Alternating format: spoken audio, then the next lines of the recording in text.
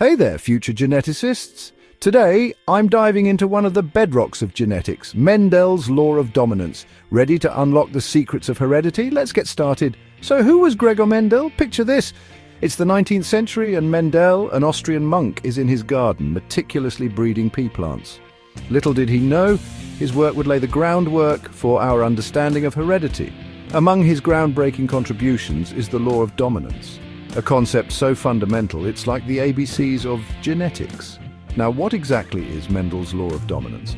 Simply put, it states that when two different alleles, those are forms of a gene, are present in an organism, one can mask the expression of the other. The allele that gets expressed is called dominant, while the one that's hidden is recessive.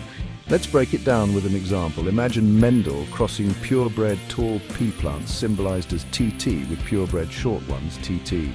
The first generation of offspring, called F1, were all tall TT. This showed that the tall allele, T, was dominant over the short allele, T. Pretty neat, right? Mendel didn't stop there.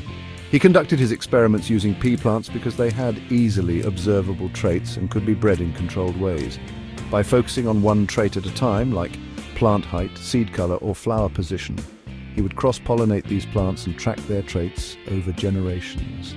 In a monohybrid cross, where only one trait is considered, he observed that the recessive trait vanished in the first generation but reappeared in the second generation, the F2, in a 3:1 ratio.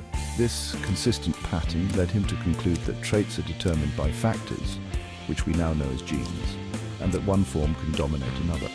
So why is the law of dominance so important? Well, it helped explain why some traits seem to skip a generation. Even when a trait isn't visible in an organism, it can still be passed on to offspring. This understanding paved the way for the discovery of carriers, individuals who carry a recessive allele but don't show the trait themselves. Moreover, Mendel's law helped scientists grasp the concepts of genotypes and phenotypes. Genotype refers to the genetic makeup, like TT, TT, or TT, while phenotype refers to the observable characteristics, like being tall or short. This distinction is crucial in modern genetics, particularly in fields like genetic counseling, agriculture, and disease research. Now, while Mendel's law of dominance is foundational, modern genetics has shown that not all traits follow simple dominant recessive patterns. Some traits exhibit incomplete dominance, codominance, or are influenced by multiple genes, known as polygenic inheritance. Yet Mendel's principles still serve as the starting point for understanding how traits are inherited. In conclusion, Mendel's law of dominance remains a cornerstone of classical genetics. It introduced the concept that one gene can mask the effect of another, setting the stage for centuries of scientific discovery.